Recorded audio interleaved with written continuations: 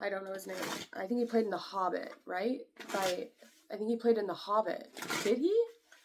Shoot, now I'm really curious. Okay, did I get stoned? I think I did. But the answer to life was 4. At the end of the movie, they asked what the answer to life is, and they said 4. And so, there's something about 4. Okay. Can I get 1 card for Aries? In Venus and Aries. Oh, we got the 4 of Swords. Sorry, I have paint on my hands. I've been painting. 4 Swords. It's interesting. It's like a tunnel.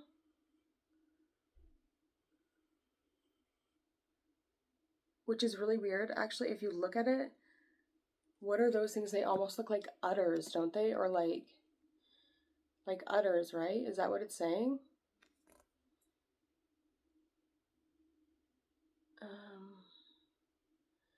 Do they look like udders? Yeah, honestly, it kind of does. Am I tripping right now? Maybe I am. Okay, let's go. We're gonna read it from the book. I doubt it is, but doesn't it kind of like... Weird. Okay. 4 of... what is it? Swords. Okay, let's see what she says about it. So the astrological correspondence is actually Jupiter in Libra. It says the swords peel back perception to reveal truth. This can be daunting and scary if you don't take time to listen. When you are faced with the power of the blade, get your ducks in order and meditate on what you want before a big battle. This integration, this stillness, seems to go against the phallic and action-oriented nature of this suit, but taking time to slow down and listen is critical. In the territory of the heart, it is easy to listen to your body, but if your mind is racing and if the old patterns keep surfacing, if anxiety or obsession takes the forefront, then it's not as easy to be in the flesh. Listen in to practices that calm and soothe your mind, breath work, journaling, affirmations, and most of all, meditation. When the 4 Swords card is reversed, it is time to rest and solitude is over. Time for rest and solitude is over. The next step must be taken, but only with the knowledge and wisdom that was just absorbed. Or what was the point anyway? Question. I don't know why I said question. It was a question mark at the end of the sentence. I said question. I don't know why. Okay. What is the point anyway? Somebody might need to take like some time to themselves. Somebody might need to rethink and reprocess. I'm not really sure what the picture is trying to say. I think that it's talking about like transformation a little bit, because you see, I think these are cocoons, the butterflies. So there's something about like the people around you might not have transformed yet, right? You might have came out of your incubation period or like your time of transformation, but you can see there's still these 2 cocoons here and they're both still closed. But it's almost like you want to go through the passage together. You want to go as a group. You don't want to go it alone. But the people around you might not be ready to take the journey that you're going on right now. They might not be prepared yet. They aren't that advanced yet. They don't know enough yet. They're still learning about themselves in a general or a broad sense. They haven't cracked deeply enough into themselves to realize or to understand what these energies actually mean or what they're actually doing. They don't know how to slow down their mind enough to understand even what or why Venus in Aries is so important for them to know. That's the problem. They're not being able to see it from your perspective. The people that you're in contact with or in connected with, they don't have the capacity, I don't feel like, to understand what these energies are actually meaning for you or to you.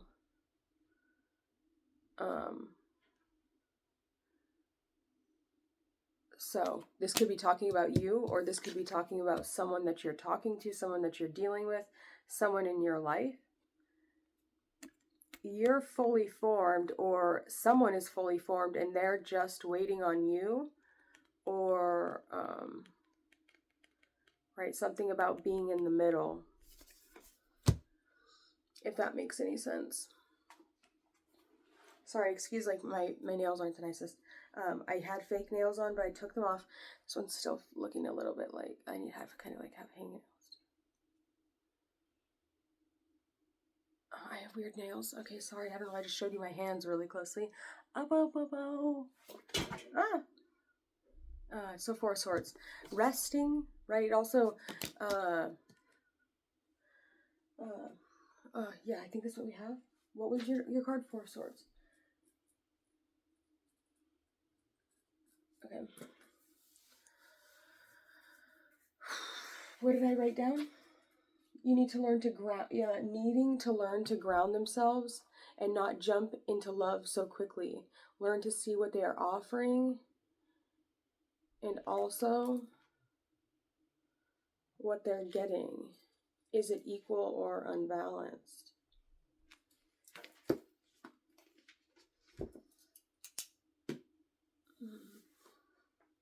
I guess that really just comes down to like time management, maybe even a little bit. Like, what are you investing a lot of your time, thought, and energy into? And is it returning back to you, right? Is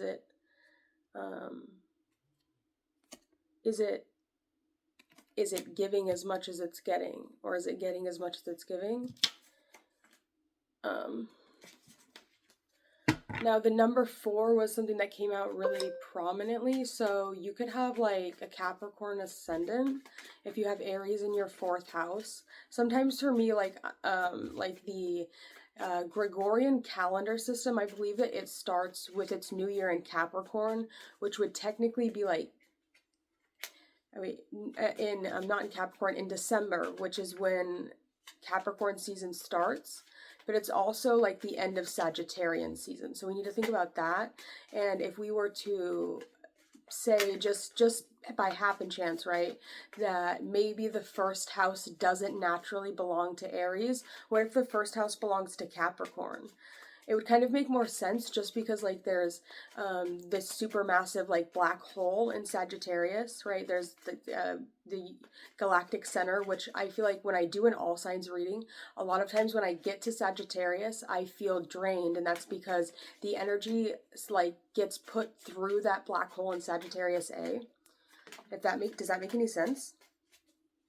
Okay, so just hear me out. And then like you would think that like so let's just say that that's like the life cycle, right? And you would think that at the end of life, you would want to go through that ginormous black hole, right? Of like the hole in the time-space continuum. You would want to go through that. That's the energy you would want to be sucked into when you die. Like astronomically thinking, that's kind of what it would mean. Like I think it's like the biggest black hole in the galaxy, so I would think that you would probably go into a black hole when your spirit dies, or when like you pass away. And then like Aries, like the way that they have the Vedic system set up, Aries is like the energy where you are like healing the soul, like you're getting the soul ready to come out of like the vaginal cavity when we're looking at the nakshatras. So there's something about being very young and like almost having like, there's something that you're still kind of like fixing about your soul before like you get sent into your main incarnation. So like in an in-between space of like when you're dealing with it's the healer of the gods is the 1st nakshatra in Aries. The 2nd nakshatra talks about Yama, and that's like the guy that will deliver your soul, like put your soul into a body kind of energy. Or like it deals a lot with like getting something right about the soul before you get sent into a body. That's the best way I can put it right now. But it also talks about like soulmates a little bit, because it is ruled, that is a Venus ruled nakshatra in Aries.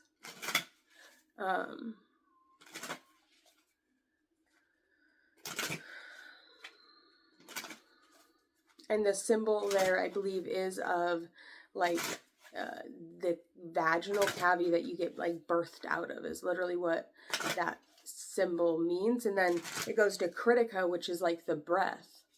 So there's that aspect of it as well. I don't know if you guys do nakshatras. Nakshatras are super interesting. You have fear, right? It's like the first person to jump off. It's like the first fool. That's what Aries is. So for Venus to be there and have to be like the first one to make the jump, right? I don't know. I've got Venus in the 7th house in Libra. So this is very opposite energy to me. So there could almost be like this type of, I don't want to say, there could be like decisive, I don't want to, how do I say this without sounding rude? There could be this like,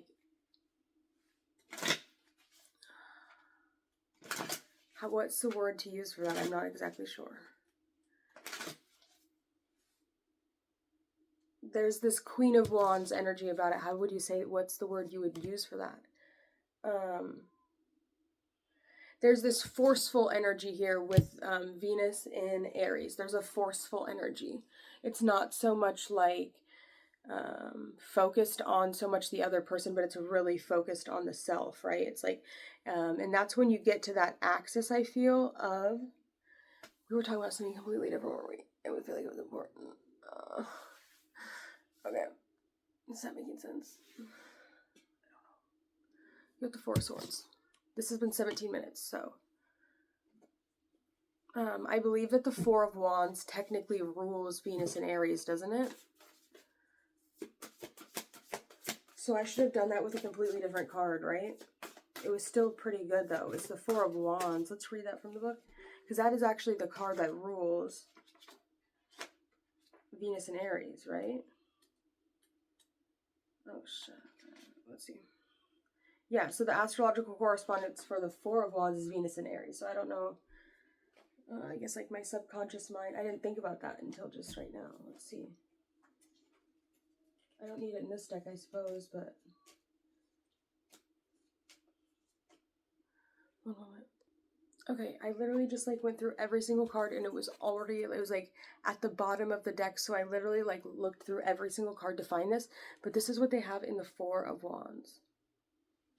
Just in this in particular deck, I'm trying to understand this deck a little bit better. But you can see there's 4 roses and there's a snake on each rose. And then there's a cloud with a land far away. So it's almost like Venus and Aries. We see these roses, but there's snakes in them. And it's almost like they're being secluded or taken away from the general population, I guess. Or the general area of the people, right? They're seen as snakes, or they're seen as not accepted, or not like there's something about this energy that's like, there's a caution up, right? There's like, I'm not sure if this energy should be distributed to a larger collective. It's kind of giving me like, there's a firewall up, right? Because of the nature or the essence that you are, right? You are a detriment to society or like individuals in nature, right? There's something about you that is like, you're almost like able to corrupt people, or you're like almost able to there's something about that kind of energy, like you have the ability to kind of like overtake people a little bit. You have the ability to possibly even be kind of toxic, like sort of selfish. There's definitely that animalistic, like before death quality to this, right? As opposed to Venus and Libra, where it exalts. And Venusian energy is a very animalistic kind of energy. 2020 on the timer. It is a very animalistic energy, right? Because it hasn't gone through death yet, but at the same time, it is kind of like just beginning a new process. So it has gone through death, but it's now at the beginning of its new cycle. So you think like it's the beginning of the animalization of that element of your soul, right? We think when we go through Scorpio, that's like the death, right? That's when we die, technically, so it says. But the death is like the ending of your animalistic qualities, right? And then you get up into the higher mind, into more of the human, not the human, but like the human aspects of the mind. Well, Aries is very, very much so the very beginning of that process. Let's read it though. The Four of Wands means a time of celebration. The joy of the goddess of love felt in the heart and in the flesh. The decision has been made, the offering has been accepted, and you can now begin anew. The card represents a rite of passage, a portal into a new way of being. It is a shift in the lens of your life into a rosy hue, including more warmth, empathy, sensuality, ecstasy, and bliss. Back in the sacred waters of the unknown, and make commitments that you remember the power of love. Okay, so I'm not really understanding what that. Listen, I'm gonna go grab the Thoth, Book of Thoth. Sorry, that was just not. I don't think that was gonna cut it for me. Sorry, we kind of took this a little bit too deeply. So we're gonna just take a look and see what the OG of it all has to say about it. Let's see. It's really cool having the same birthday as him. So let's start by reading the 4 fours. Just so we can get some information about, let me see, pause it real quick. Okay, I completely remember exactly what I was thinking about. I had to find this, so I'm going to show you guys the Tree of Life, and then I'm going to continue reading what I'm talking about. So you can look here. That's not the right one.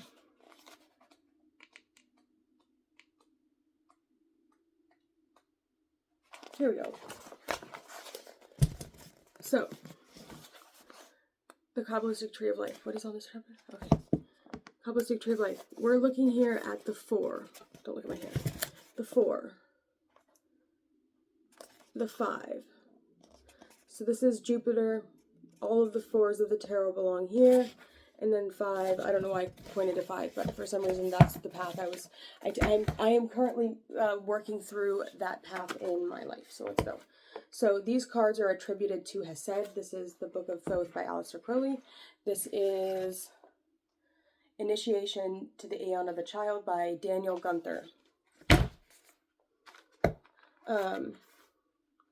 So these 4 cards are attributed to Hesed. The connection between the number 4 and the number 3, is extremely complex. The important characteristics is that the 4 is below the abyss. The do-up. This is not on this one, but I should have kept my Tree of Life on the wall. I don't know why I didn't, but it's because I had to give it away to someone. But so it's going to be right there. In between the Empress and the High Priestess. So it's an invisible Sephiroth right there.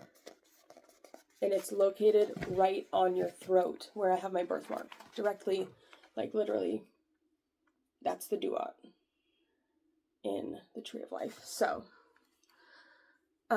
therefore, in practice, it means solidification, materialization.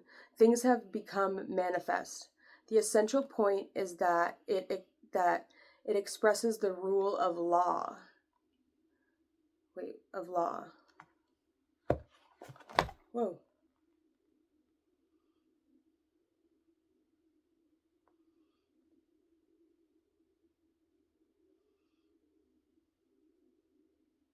Oh my god, that was so crazy, dude. I literally could not understand what was happening there. That was the most insane thing. I could literally see it like unlock in my brain. What the heck? That was insane, dude.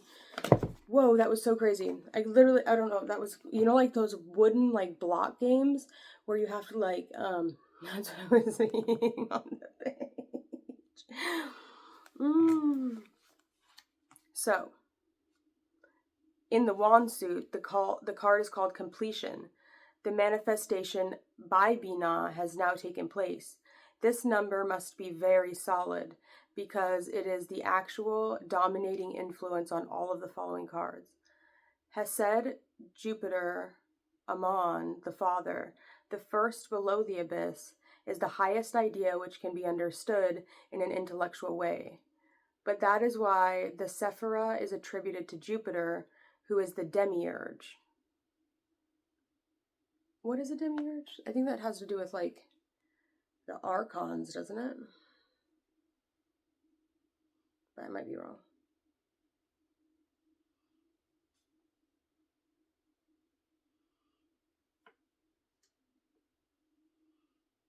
So the demiurge is a being responsible for the creation of the universe. In Platonic philosophy, it is the maker or creator of the world. In Gnosticism and other theological systems, a heavenly being, subordinate to the supreme being, that is considered to be the controller of the material world and agnostic to all that is purely spiritual. And showing or feeling active opposition or hostility towards something is what the word agnostic means. The controller of the material world and agnostic to all that is purely spiritual. So it is the demiurge is opposing anything that is strictly spiritual, is what it's saying there. So that's what the 4 cards are talking about. That's like the underlying meaning behind all of the 4s would be, I feel like, that right there. So let's go back and reread it. So in the wand suit, the card is called completion. The manifestation by Bina has now taken place. This number must be following cards. Wait, it's actual dominating influence on all of the following cards. It doesn't say of, though. It just says on all the following cards. Hesed, Jupiter, Amon, the Father, the first below the abyss, is the highest idea which can be understood in an intellectual way. That is why the Sephirah is attributed to Jupiter, who is the demiurge. Interesting. Okay, that's actually extremely interesting that he was saying that. I didn't know that, but that makes sense, I guess. Being that Jupiter rules Sagittarius, which is like higher knowledge or higher wisdom. And Jupiter does really, really well in Sagittarius just because Jupiter is the king, right? Jupiter is the king. But when it's like the makeup of Jupiter is just like gas, meaning that it doesn't like get a spark, so it doesn't have fire. Jupiter right now, where I have Jupiter in Pisces, but I feel like it would have that ability to kind of like be sparked somewhat in Sagittarius, because it's like a failed star. So sometimes you can see Jupiter as maybe being like there can be this envious or this jealous quality in regards to, like, I feel like the way that the sun and Jupiter correspond or act, right? Because Jupiter is not like it's not a blaze. It's like a failed star almost, kind of acts it, like, if that makes sense, I believe. Where did I hear that? I think I heard that in a Tom Cardy song. I don't know why I'm taking that, but, right? You guys know about Tom Cardy? He's hilarious.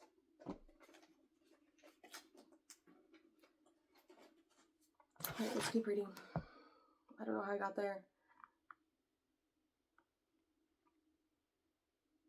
The 4 of Cups is called luxury. The masculine nature of fire permits the 4 of Wands to appear as a very positive and clear-cut conception. The weakness of the element of water threatens its purity. It is not quite strong enough to control itself properly, so the Lord of Pleasure is a little unstable. The weakness of the element of water threatens its purity. It is not quite strong enough to control itself properly, so the Lord of Pleasure is a little unstable. Yeah. Alright, let's read what he actually says about the card. We're at 30 minutes, I gotta go. The card refers to Hesed in the suit of fire. Being below the abyss, it is the Lord of all manifested active power. The original will of the 2 has been transmuted through the 3 and is now built into a solid system: law, order, government. It also refers to Venus and Aries, which indicates that one cannot establish one's work without tact and gentleness. So that's what I was talking about, like with the pushy energy of the Queen of Wands, right? The Queen of Wands can be kind of pushy, not pushy, but it can be pushy. It's like,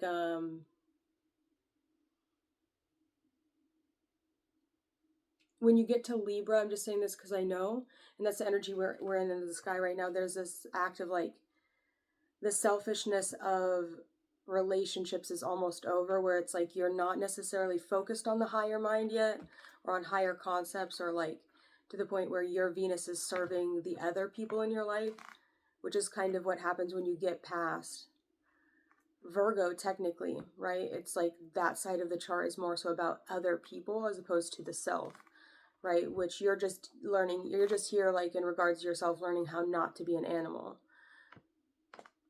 And that's, and Aries is the very beginning of that process. So there's a lot to learn with that Venus.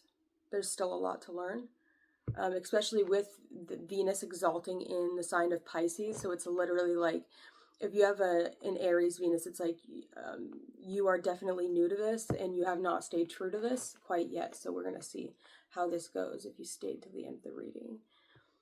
The wands are headed by the ram, sacred to Hesed, the father god Amon-Ra, who as also to Aries, but the other end of the wands are doves of Venus. Venus and Jupiter don't get along well, but it is two benefics, technically. The 4 is not a bad number because it is two benefics, so it can't really be all bad.